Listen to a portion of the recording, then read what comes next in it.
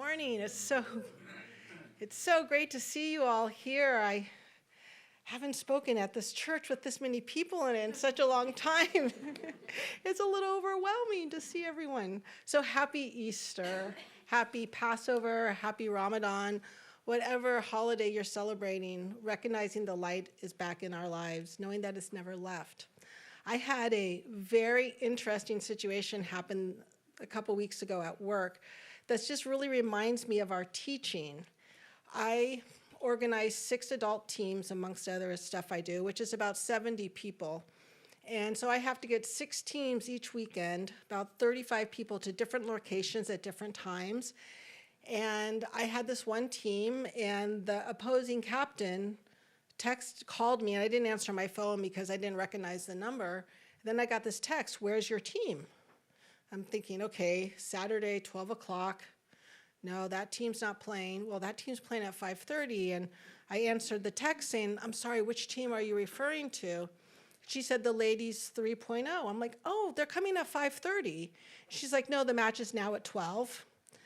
And I was like, "Oh." And I quickly looked at my email, and she sent me an email earlier that week confirming the match, 12 o'clock on Saturday. And for some reason, I didn't see it. I didn't see the time because in my mind, that match was at 5:30. And I don't know where I saw it because I even went home later on. I looked on the website, and it sure enough said on the website 12 o'clock at Saturday. I didn't see it. I did not see it at all. And it just really brought to me our teachings about how unless we're open to receive, we don't see things. And this is just a small little example of how, like, if we don't see it, it's just not there, even if it's right in front of us. That email was right in front of me. And the funny thing is, I sent that email to the 18 ladies on the tennis team. Not one of them replied and say, "Hey, Nikki, why does this email say 2 o'clock? And you told us 5:30. I said 12 o'clock. See, I'm even changing the time now. So it just really brought to my mind our teachings about, like when you meet someone and they have like a white Honda Civic, and then all of a sudden you see white Honda Civics everywhere. You've never seen them before, but now, or you're doing a puzzle. I love to do puzzles. That's my relaxation. And you're trying to do this one section for like 20 minutes, and you can't find the piece, but then you find one piece, and then you do the whole section in 5 minutes. Has that ever happened to you? Because you don't see it, and then all of a sudden it's there. And so I was thinking about this being Easter, and I was thinking about the Bible and the story of Jesus coming out of the cave and how Mary was able to see him, but the 2 disciples who he's walking down the road with for a really long time didn't see him. And so this is just another part of us being aware. Until we're ready, we're not going to see it. And so Mary was ready. She saw Jesus, and she thought he was a gardener at first, but then he said Mary, and then she realized it was her teacher. And then the 2 disciples were with him the whole day, walking down the road, didn't know it was Jesus. And so I think that's just a really great metaphor for us that until we're ready to see it, it's not there.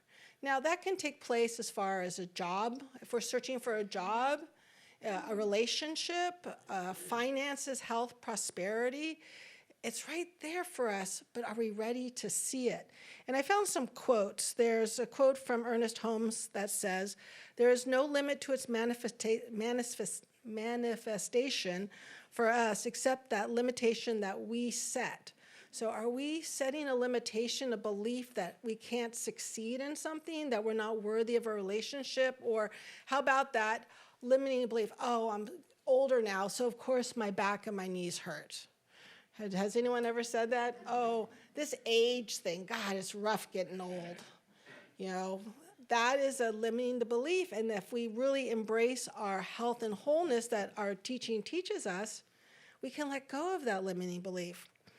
And then another quote, "We cannot see reality until our eyes are open, until the light of eternal truth has struck deeply into each of our own souls."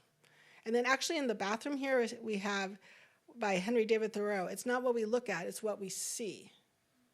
So what are we seeing when we look out? What are we seeing? What are we believing about ourselves?